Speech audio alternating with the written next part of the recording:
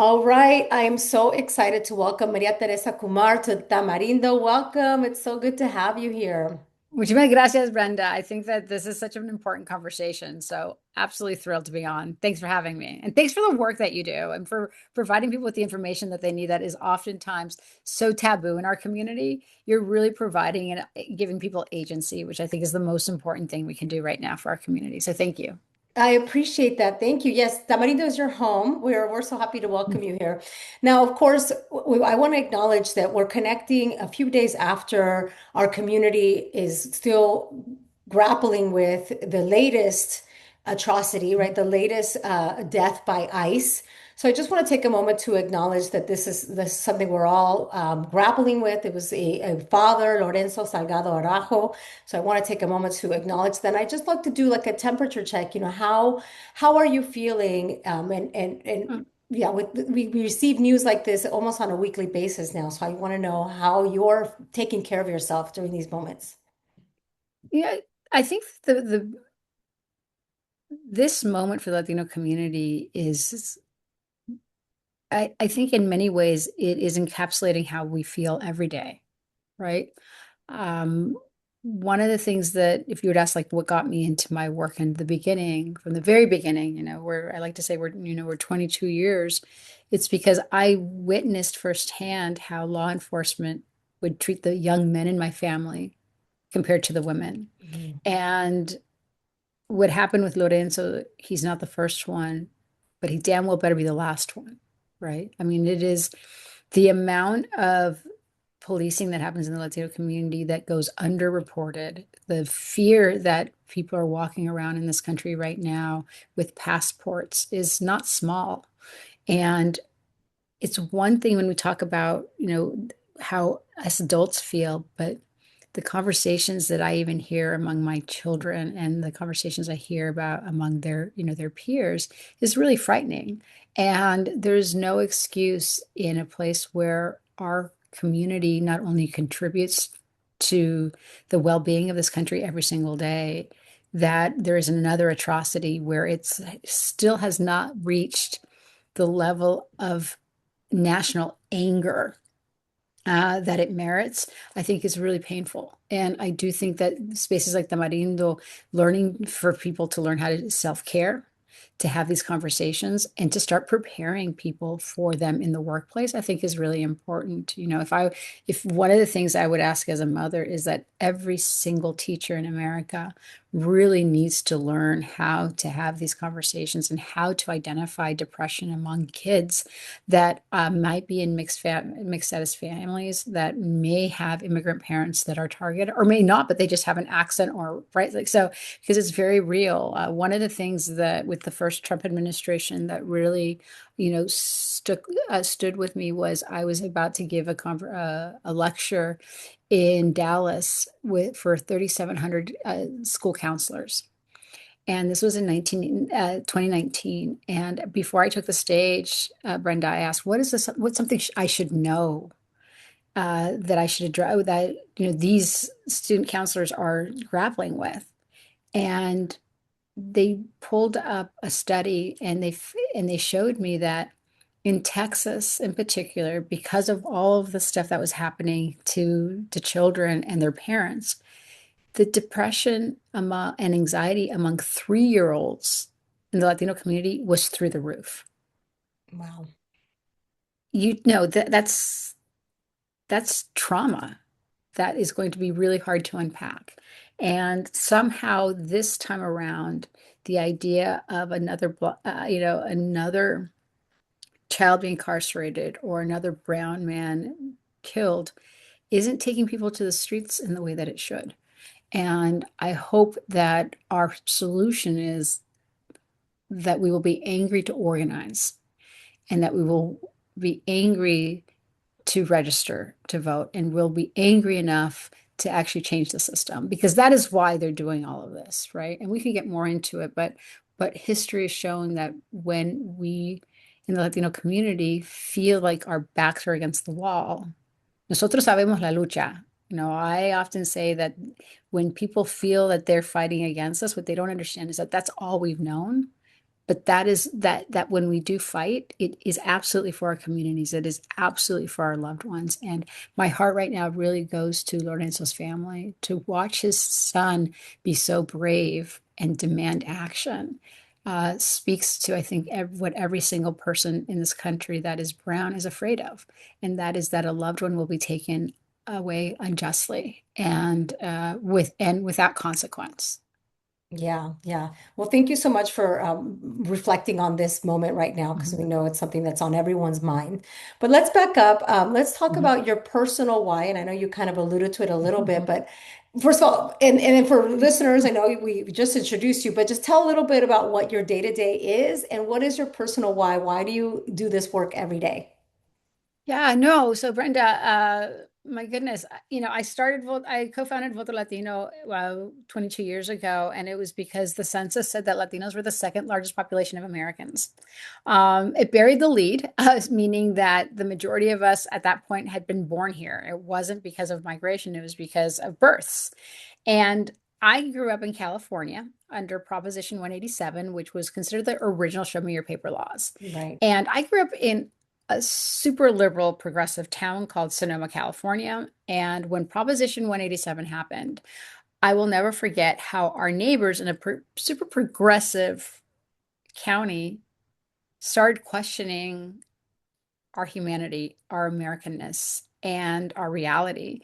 And I remember being so angry and upset and scared for my loved ones. My mom, my aunts, my grandmother, my uncle. My grandmother never learned English, right? My uncle, they all had heavy accents, and so I remember coming home from school, from college that year, and convincing them to become U.S. citizens, convincing them to register, convincing them to vote. And it was a dynamic that was happening across millions of households. Millions of young Latinos and Asian Americans were having that conversation because we realized that the only way we could safeguard ourselves and our family was by voting for people who weren't going to racial profile us, who weren't going to demonize us, and that there was consequences for el atrevimiento of the people who did. And up to that point, people forgot that California was a swing state, right? Everybody was, kind of jockeying for position. And it was the young Latinos that put an end to it because we defended our families. And so when the census came out in 2010 saying Latinos were the second largest demographic, I was like so excited, right? Because it was like speaking to my experience. But then I started thinking about, well, where? And it turned out that where they were, our community's been growing the most was no longer in California. It was no longer in the coasts. It was in places like Georgia and North Carolina and Arizona and Texas, in places that had a history of white supremacy, even more than spots in California.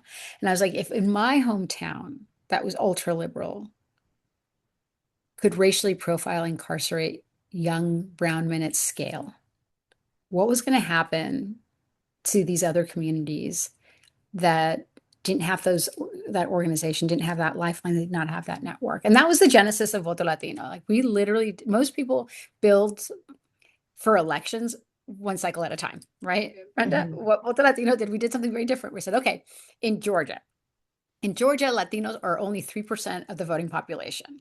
No one wanted to invest in Georgia. But I said, okay, but how many kids are in classrooms?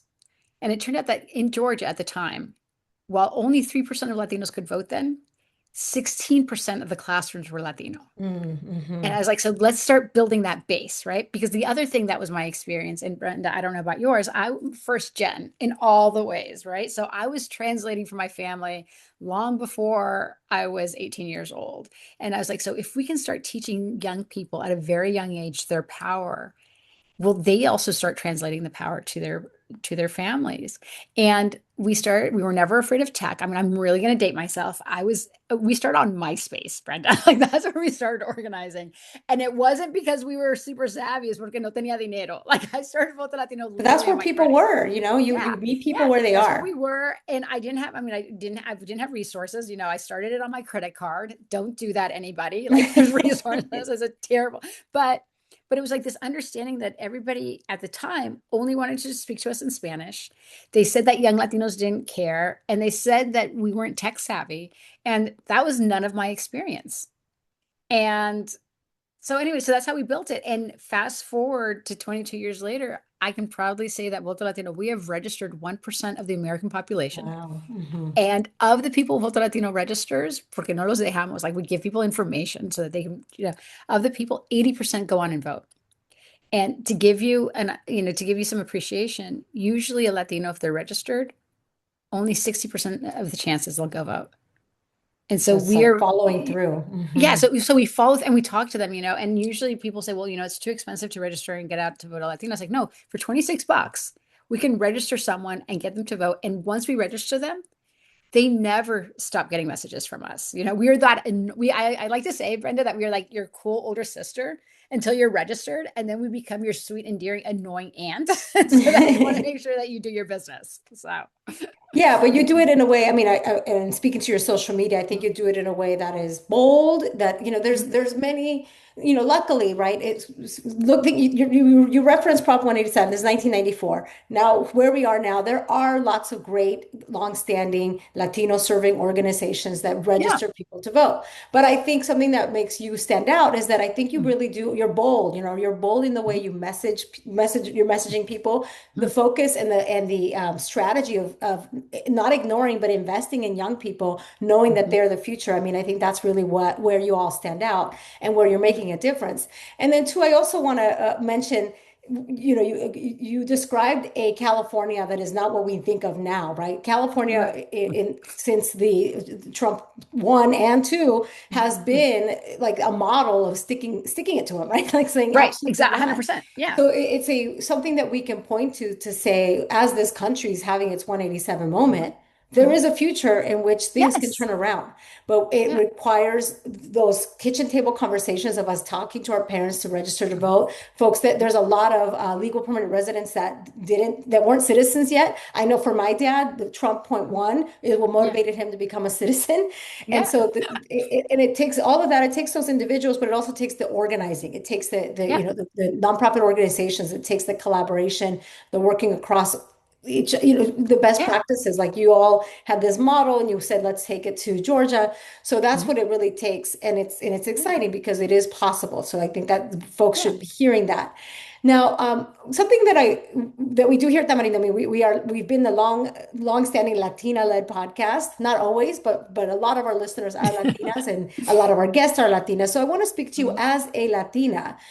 What are you seeing? I mean, I know for sure that, like, Latinas were the worst impacted by the pandemic. We're Yep. still recovering. We already have, the Latino wealth gap is crazy. But then beyond the economics, our rights are eroding. So I want to know, how are you feeling as a woman, as a Latina, about your rights with this administration?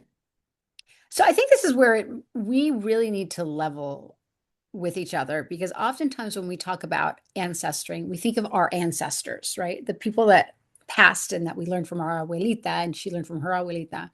And Brenda, you and I and your listeners, we're in a unique position right now because we are ancestring.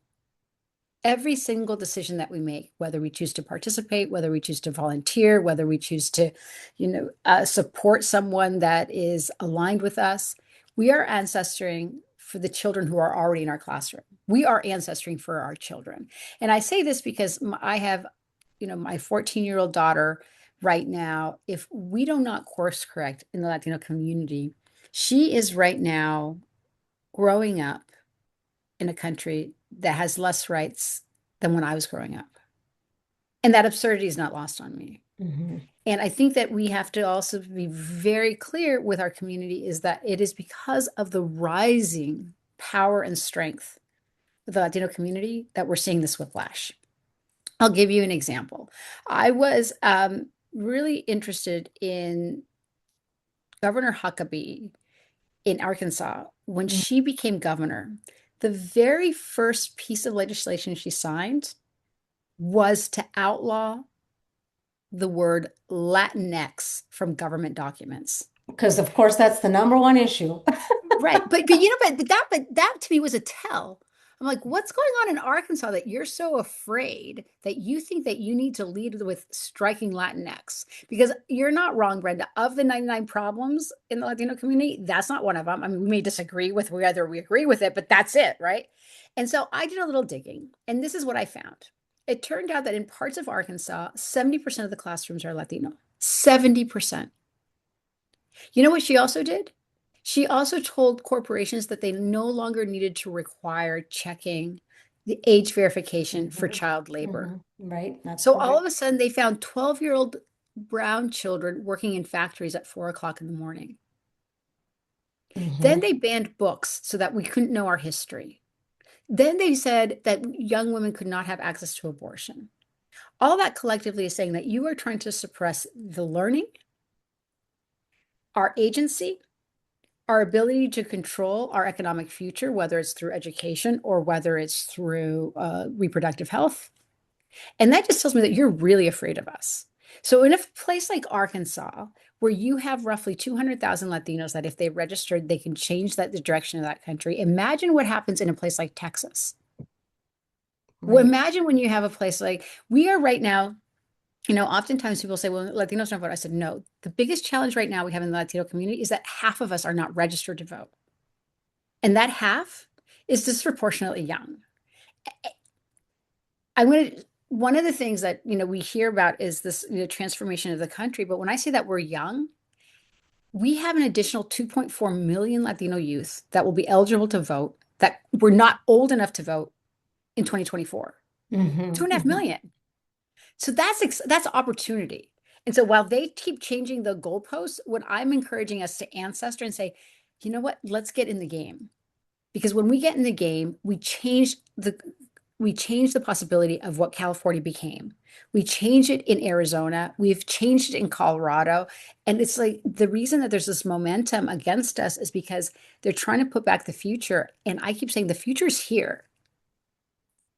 And our responsibility is to make sure that we're paving that path for our young people. Because what keeps me up at night is that in 20 years, when my daughter decides whether or not to have a family and she can't, or it's the government chooses to have it for her, then I have failed collectively with this generation, Hmm. right?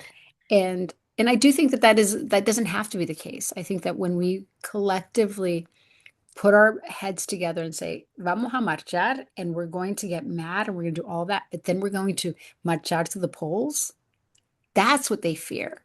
Because once you walk into that booth, no one knows your gender, no one knows your creed, no one knows what ethnicity or how much money they make. And that's the beauty of that system. Yeah. So, well, I love the message of like we are ancestry. Like it really puts a responsibility on us to create that path. At the same time, I'm feeling so Mhm. much anxiety because um, as you said, there's this backlash because they know that things will not go their way when we have the power Mhm. to vote. And because of that, that's probably why Yeah. we're seeing so many voter suppression efforts, Yeah. coming up and up again. So I think that just underscores your message that they want they if our vote didn't matter, if we Yeah. don't matter, they wouldn't be doing this, right? They wouldn't Right. be like you just walked us through what's happening in Arkansas, systematically disempowering Mhm. us, right? Mhm. Right. And it's in efforts like this are happening across the country. Now, the other reason why I feel a little bit of anxiety is that I know that the population, the numbers are there, right? There's so many young Latinos that are going to become 18, they're going to be voters. But we're also up against this messaging machine, right? Some of Mhm. these voters are not voting for their best interests. Some of these Yeah. voters are voting differently than I would have liked them to vote. Some of these are Yeah. people are not ancestering the way we want them Yeah. to ancestor. Yeah. How do we? Yeah. Yeah. No, so it's interesting. So I think you're referring to, so there was a shift in 2024 from left to right. We've done tons of research and two things that I can share with you. One is that they're talking about the people who voted. Mhm. What no one talks about is that a third of us who had voted in 2020, a third of us decided to sit it out. We didn't vote at all. Mhm. Mhm. And so I don't know if your folks and I'm sure, Malcolm Gladwell recently did a piece, a book called it's basically the radical tipping point, right? And he basically talks about when a population of a third is impacted, it changes the whole dynamic. So Mhm. the fact that that third of us decided to sit it out, we basically also, our omission created this dynamic. So I am, my job at Voto Latino and our team is like, how do we get that third back to give skin in the game? So there's that piece. But the other Mhm. piece is that everybody, when you talk to most mainstream media, they like to put us in boxes, right? They like to, the stereotypes are so rich. They like to say that we voted for Trump because we were anti-abortion. They like to say it's because we are misogynists. They like to say it because we're racist. And some of that, yes, but the majority of the people that voted for Trump, the majority of it was because they couldn't put food on the table. Right. Economic They reasons, couldn't, right? they couldn't pay rent. And when all you have coming out of one party was don't vote for this guy, but this guy also gave you, people think that he gave you $600 for the pandemic. They're like, you know what? At least I was fed, right? And I think that what we're seeing now is the gross consequences of one party not talking about the bread and butter issues that our community needs to hear, and the same party not talking about the violence of immigration that is impacting us and our security. And the only way we do change that is by voting new people in. Hmm. But what our community is facing right now, I know we've done poll after poll at Voto Latino, and I can tell you that the level of regret, real regret, among Latinos who voted for this administration is not small. Last year, I spent a lot of time in Latham, Massachusetts, and Latham, Massachusetts it's a predominantly Dominican. 90% of Massachusetts, this little town that's very liberal, voted for Trump. Wow. And 90% of this town, right? This yeah, town. yeah, yeah, yeah, yeah, yeah, yeah, Mhm. this town, right? I mean, it wasn't as small. And Wow. I spent time with them last year, and it was right after the Trump administration, Kristi Noem, had incarcerated a volleyball high school coach. Like he's like 17 years old, right? And he came from this town.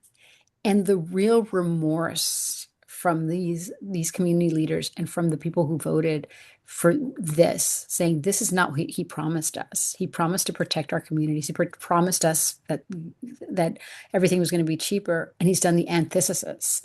It was real regret and guilt.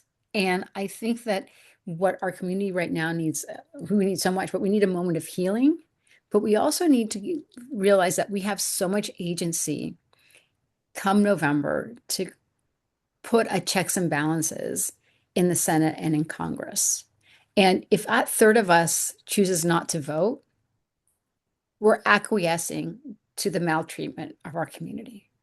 Yeah, yeah, absolutely. Yeah. So yes, I Mhm. think that's really important for us to remember that a part of it was that people were just not inspired to vote. They were not, they No, were no. they were so upset for various reasons. They were just not inspired to vote. But I do think that, I mean, I think it's important for us to say, even though I know it's true that voters said, well, I'm feeling economic hardship, maybe I'll try Trump. Yeah. But I also think that that logic, it indicates that we're not, first of all, that either our message is not clear enough, or there needs to be more education on how the policies Yeah. on one side have Yeah.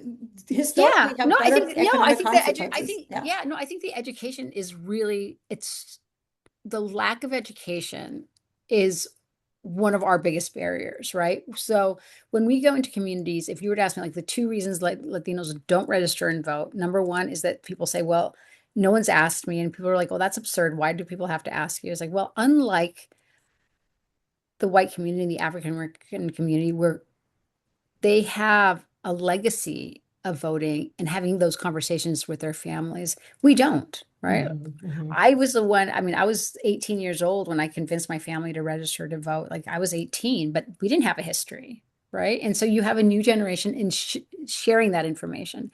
And then second of all, people often tell us it was like, I just don't feel like I'm smart enough to vote. And that's when I need people to say, you know what? Trust your gut. When someone, if someone's lying to you, that's all you really need, because the person that's trying to tell you not to vote, esa persona is getting up in the morning and they're voting. right? Like they're voting for their values. And I do think that we have to start thinking more ambitiously in our demands. And this is where Voto Latino, where we're learning, I'll be honest. Like Voto Latino, we've proudly registered, 1.8 million people. And we have gotten them to the polls and we've told them how to, what the issues that impacted the community were. And then we have expected the people in power to do the right thing by us. And that's not enough. And so one Right. of the things that we're working on right now is like we reach roughly 16 million people a month through our redes, and Wow. we have a robust. There's very few organizations that can actually say we actually have millions of voters. Like we do, but we've never Hmm. told them what to do after they voted. And so one of the things that we're working on right now is what are the immigration policies that will safeguard our community in a real way? Hmm. And what are the economic opportunities that our community needs to achieve? And we want to do this because then we can actually shepherd the community forward on voting, but then come up with a list of demands so that there is actually a checks and balances that if someone does wrong by us, then we can remember with material and say, you guys actually promised this XYZ, but you didn't do it. And now Yeah. we have like 2 million people that are really mad at you, right? Yeah. But that was our learning, right, as an organization. Because one of the things that is super hard is the education piece, but the agency piece. And for anybody who right now who's listening, if there's anything that you can take away, yes, we need you to register. Yes, we need you to vote. But I also need you to all consider running for office. Yes, that's what I was going to get to because I think You know? that's the next Yeah, path, right? If yeah, we're that's gonna fine. hold them Yeah, accountable, and if we can't, yeah. be the person, be. Yeah, yeah, yeah. And this is where, it's so funny because everybody's like, we need to resist, resist, resist. And I'm of the opposite spectrum. I'm like, no, we need to occupy. We need to occupy the boardroom. We need to occupy this classroom. We need to occupy every single lever of power because you know what? 20 years ago, we were really young and they were taking advantage of that youth. Fast forward, we now have people in executive leadership that didn't exist before, and we need them in our community to flex it and to make those demands. And I do believe that we are entering a different era where we again are in positions that we have executive power that we did not know that we didn't have before, but we need to learn how to exercise it in a Hmm. way. And so when I look at such young leadership like Maxwell Frost or Greg Kassar or AOC, and I see them, people are like, oh my God, they're amazing. I said, yeah, but they are emblematic of a generation that had to advocate for their families, that know what it means to be Latino in America, that have the vocabulary and the instinct and the maturity that people don't realize so many young people do have in our community because of life experience. And if we could harness that, we're unstoppable. Yeah. So what I'm hearing is maybe not me. I shouldn't count Why me, not? No, but see, not me and no, the Brenda, the no, young Brenda, people, Brenda, but Brenda, no, Brenda. First of all, you cannot say not me because then all of a sudden, if you want to run for office, we could talk off for, and I can tell you exactly what you should be doing. excellent. But I'm saying, I think that Yeah, the message I'm hearing is that young people listening, everybody listening, whoever's yeah, listening, you have the yeah, agency, you have the power. Everything you just outlined is an asset. That the fact that we come with that lived yeah. experience, that we could speak the language, that Mhm. we've empowered our own, people in our family. So Yeah, yes, I think that's so awesome. That tells us how much of a asset we are as candidates. yeah, yeah. Okay, so we've got an election coming up. We know what's at stake. Mhm. I'm curious what you're seeing. What are the issues that voters care about, Latino voters care about right now? I mean, the number one issue right now is still the economy, but it is the treatment of the community under ICE and immigration that gives us a way to communicate to our community Mhm. that this is about us, right? And I will share with you, everybody expects first of all, we need massive, massive mobilization and turnout in November to send a very clear message to both the Republicans and the Democrats that the status quo is not okay with us. Mhm. Porque Mhm. la única manera that someone actually starts listening to you is volume, and we have volume. Like we have volume, and we have volume, right? Yeah, That's yeah. like, In all sense of and the word. in every sense of the word. And so we need massive, massive mobilization to send a clear message to both parties that the way that the Latino community is being mistreated, que ya basta, that we have had enough. Because just like that one third sat it out, it was, yes, relevant to us, but it was also relevant to the people in power because some people that wanted it never got to hold office. So they Mhm. need to change their way of doing things, number one. Number two, it's really important, though, that the community understands that by putting the right people that care about whether it's education, healthcare, making sure that we're lowering inflation, it's going to be a firewall to prepare for 2028 because you can't, because of the way branches of government works, you're not going to be able to pass all the laws that you want that will alleviate our community right away. We have someone in office right now that just won't sign those bills, Yeah, right, yeah, at the White yeah. House. But as long as we know that, as long as what we do is we go out in volume to send a message to both parties that we are present, we are paying attention, and that what we want is them to start passing a blueprint for their expectation in 28, that changes it. I'll give you an example. In 2020, up to 2018, I had to convince people to trust that if we all voted, life would change, right? I had to convince them. And then 2018 happened. And folks forget, but in 2018, it was the most Latinos ever who had ever voted. It was the youngest generation. It was the most women. It was the most Muslim. It was the most everything, right? That voted. It was the highest voter participation in a midterm election in our nation's history. The highest. And what we voted in was the most diverse group of members of Congress in our nation's history. Again, the most women, the most Latina, the most indigenous, the most veterans, the most everything. And that body produced 400 pieces of legislation that addressed climate, that addressed housing, that addressed gun reform. It was a blueprint for the administration that came in 2020. A lot of the things that came in 20 that was passed in 2020 that included reproductive health for women, that was some immigration reform, all came from the midterm election that was implemented. And I think one of the challenges is that it wasn't implemented fast enough, that we had a pandemic, and the severe cost of it was what we saw in 22.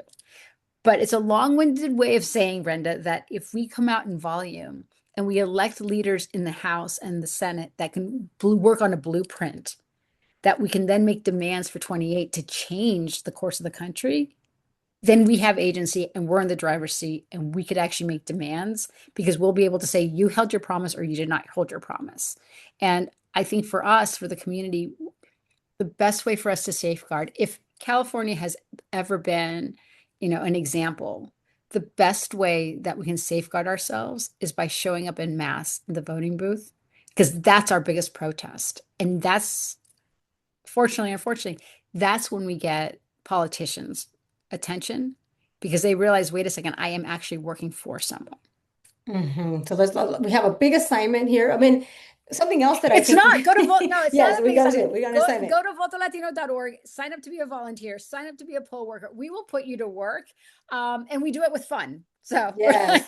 Well, yes, I think it's a big responsibility, but I think you've inspired us. Like you've shown us that it's possible, and we got to get lined up. The other thing too that I want to say is we're also need people to rewrite that Constitution. I mean, we got some cleaning up to do after this. yeah, So yeah, there's a lot to do. Now, okay.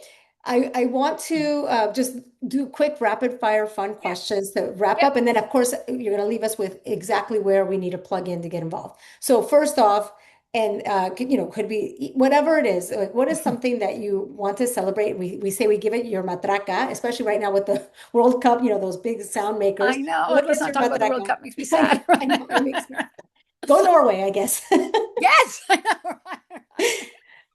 Um, so what is my matraca? I have to say that one of the things that, as hard as this moment is, one of the things that Voto Latino, what we've been doing is that we started reaching out to college campuses, and now we work with fraternities and sororities. And the volume of young people that are coming out, wanting to participate, wanting to change the system, that excites me. And if anything, our biggest challenge is that we can't keep up with the demand. But Mm, what a problem to have, right? And I think that people discount us because they don't understand that even in this moment of hardship for the community, we always look for a way to find joy. And I think that that is that joy and that love that we carry forward. And seeing these young people on college campuses, going against even sometimes their administration and going against their peers and saying, I'm proud to be Latino, but I'm really proud to be American. And I'm going to do my best to provide people with the information they need to have agency. Like that gives me a great deal of hope and warmth. And I think it reminds us and centers me of why we do the work that we do. And then the other thing, that gives me this, maraca is increasingly seeing a lot of young Latina artists speaking to their truth mm, and speaking to the moment that we are.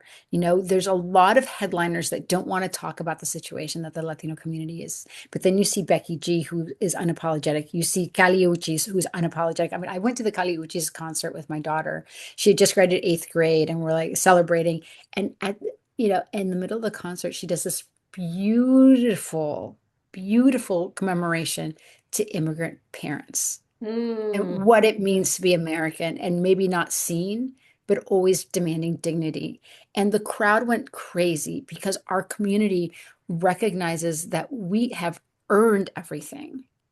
And despite the earning and despite the sacrifice, we're not always seen as a whole human being. And what she has done, I thought is so beautiful. But I see other young Latinas disproportionately. You see Snow the Product. I don't know if you know I her, but love her. No, we love I her. love her. I love her because she speaks such truth, right? And it's just, and I think it's like it's seeing like again a lot of these young women disproportionately taking the charge and making demands. And I think it's really beautiful to see that and that they're using art to connect and to bridge. It gives me a lot of hope because I think that it Yes. allows people to create spaces that they feel safe in as well. I love it. Definitely. I think I can only imagine the energy at that moment, especially right now Mhm. that we're all thinking about our immigrant parents in light of Mhm. what this week's news has been. Okay, now what goes in la basura? What is something you're done with? You're just like, this needs to go. This is trash, basura.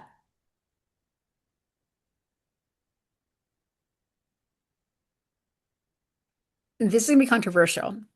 Um, but our community oftentimes feels grateful for things that we've earned. Mm, And it is time for us to recognize our worth. hmm So hmm we can be, I have come to the terms that I am grateful for my mother and my community and the teachers that gave me opportunity. But up to that point, it has been the grace of God, if you believe in one, I do, and grit and merit and drive. Because if we didn't have grit, merit, drive, and talent, we would not have a job, right? We would not hmm be in board seats. We would not be in podcasting because what people don't realize is that in order for us to be in these spaces, we have had to work far harder than most and excel far more than most. And so I know it sounds like controversial.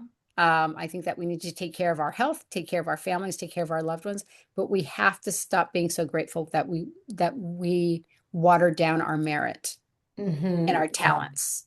Yeah, I love that. So what goes in la basura is saying, being grateful for the things we've earned. No, you've earned it. That Yes, was you. yes. You have to say you're welcome.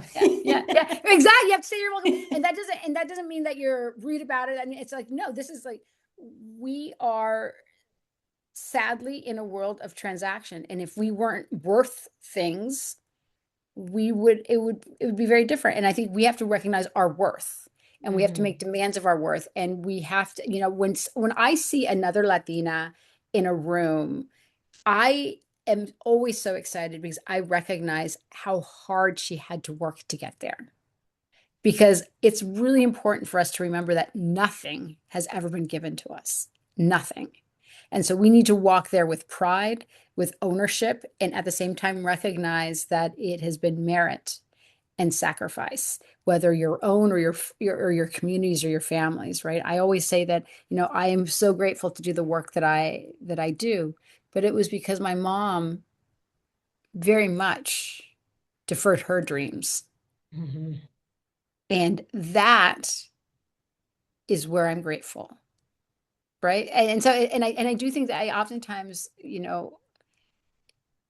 there's that saying, si Dios quiere. I'm like, well, si Dios quiere, the other part of that saying is like, God helps those who help themselves, right? So it's like, that's the other side of it, right?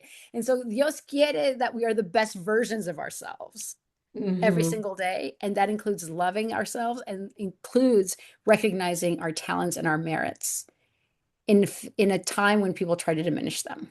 Yeah, that's a great message. And then lastly, what's something that's been inspiring you lately? It could be maybe a piece of art, a book, a show, Mhm. or Mhm. even just like a moment that you remember right now that brought you some inspiration. Oh my goodness. I've been inspired by this conversation. Just like, I think I it's love really that. beautiful and wonderful. And I do think that I am I'm in a space right now trying to figure out like how do we communicate to each other in beautiful spaces of not only our worth but our power. Mhm. And you provide that platform for folks. And I do think that when we start networking and we start putting the right energy into the world, like things change. And I think that what gets me excited is that I know that the moment we wake up collectively, we'll be unstoppable, and we have to do it really fast. Yes, I love it. Okay, and then to leave our listeners with where should they be plugging in? I know that our listeners are inspired. I mean, I think people are very busy, but one very easy way is just to invest in Voto Latino because you've heard it. The work is happening. So even if you've got $5 to donate, you can donate Yeah. regularly or get involved in more. Yeah. Use your time and your talent. Where's the best way for folks to get plugged in? I mean, first of all, this is going to blow your mind, but if every Latino in America invested $1 in Voto Latino, we would be literally 3 times the size of voter registrations around the country. Mm. And that impact would be material. Like we've now registered 2 million people, 1.8 million folks in key battleground states. And to give you an example, in Arizona in 2020, we registered 23,000 folks. That state was decided by 11,000 votes. Yeah. In Georgia, the exact same thing. We registered 13,000. That state was decided by less than 9,000 votes. And it's just like, so when we register people, it's literally empowering them to change the direction of their community and their country. I also encourage you to come and volunteer for Voto Latino. That means that you can text and remind people to go vote from the comfort of your home. You don't have to go anywhere. But if you want to, you can join us on Zooms. If you are in college, please join us and set up a college campus. It's all about information, networking, and more than anything, feeling this empowerment.